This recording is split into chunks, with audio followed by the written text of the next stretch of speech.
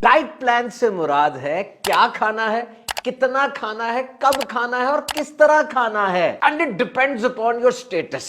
یہ آپ کے اسٹیٹس پہ ڈیپینڈ کرتا ہے. صحت مند ہے کہ مریض ہے, مریض ہے تو کس مرض کا شکار ہے, جوان ہے کہ بوڑھے ہیں, اسی حساب سے ڈائٹ پلان بنتا ہے. تو رمضان کے اندر بھی ایک مکمل ڈائٹ پلان ہوتا ہے. جب تک بھوک نہ لگے کھانا نہ کھائیے, کیونکہ بھوک ایک سائن ہے کہ اب آپ کے جسم کو کھانے کی ضرورت ہے. اور رمضان کے اندر وقت افطار میں تو بھوک پیاس ہوتی ہے. تو سب سے پہلے how to stagger your hydration. سارے دن کی پیاس کے بعد ایک دم افطار میں ڈھیر سارا پانی پی لینا, یہ دانش مندی نہیں ہے. 2 گلاس پانی پیجئے, اس کے بعد وقفے سے آدھا گلاس 1 گلاس پانی پیتے رہیے. ہم سحری اور افطاری میں ایسی غذائیں استعمال نہیں کرتے جو صحت بخش ہوتی ہیں. روایتی پکوانوں کے ساتھ ایسے کھانے ضرور ہونے چاہیے جو سارا دن ہمیں انرجی دیں, اور ان میں دہی سر فہرست ہے.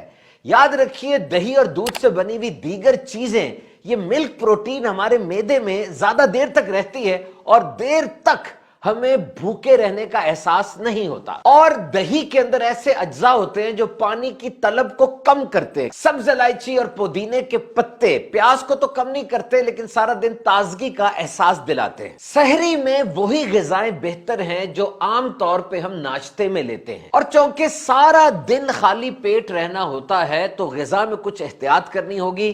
یاد رکھیے نمک والی غذائیں کم سے کم استعمال کریں ورنہ پیاس زیادہ لگے گی. سحری میں سادہ روٹی کے ساتھ انڈا استعمال کیجئے. اچار بالکل نہیں کھانا چاہیے, اچار میں نمک بہت زیادہ ہوتا ہے اور اس سے سارا دن پیاس کی کیفیت رہ سکتی ہے. اگر سحری کے وقت چائے یا کافی پینی ہے تو وہ زیادہ کڑک نہ ہو بلکہ دودھ زیادہ ہو تاکہ کیفین کی مقدار اس میں کم ہو اور اخراج وہ کم ہو. اور یہ بھی یاد رکھیے چائے یا کافی بالکل سحری کے آخری وقت میں نہ لیں بلکہ کچھ پہلے لے لیں تاکہ آخری وقت میں آپ پانی پی سکیں. تلی ہوئی اشیاء پیٹ پر اور جیب پر دونوں پر بھاری ہیں. عام طور پہ جو شام کو آپ ہلکے سنیکس لیتے ہیں اسی طرح کا افطاری میں لیں گے تو زیادہ فائدہ ہوگا. آپ تلے ہوئے کھانے اور پکوان لے سکتے ہیں لیکن اس میں توازن لے کر آئیے. افطار کے 7 دنوں کا ایک مینیو بنا لیجئے.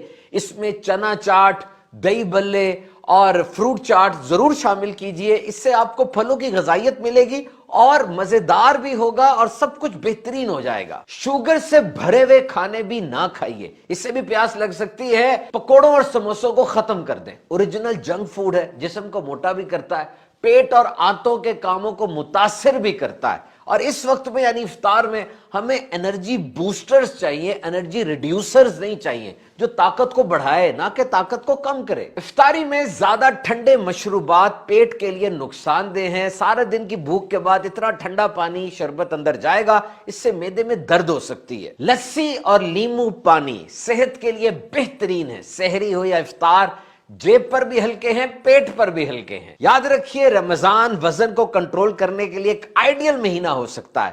بعض لوگ زبان کے چٹخارے پر زور دیتے ہیں اور بہت سے لوگ ایسے بھی ہیں جو کہ ڈائٹ پلان بنا کر اس مہینے میں واقعی صحت پا لیتے ہیں. سحری اور افطار میں کھجور کھانا سنت ہے. خالی پیٹ کم از کم 2 کھجوریں افطار میں ضرور استعمال کیجئے. تو سحری میں اناج, ڈیری پروڈکٹس, انڈے, سبزیاں, پروٹینز یعنی گوشت مرغی کا ہو یا مٹن, بیف ہو, شہد, شیکس, لسی, جو اور پھر اپنی پسند کے پھلوں کا انتخاب کیجئے تاکہ آپ کو آئرن, کیلشیم اور وائٹامنز کا خزانہ مل سکے. رمضان میں غذا کا خاص خیال رکھیں, انشاءاللہ صحت یاب ہو جائے.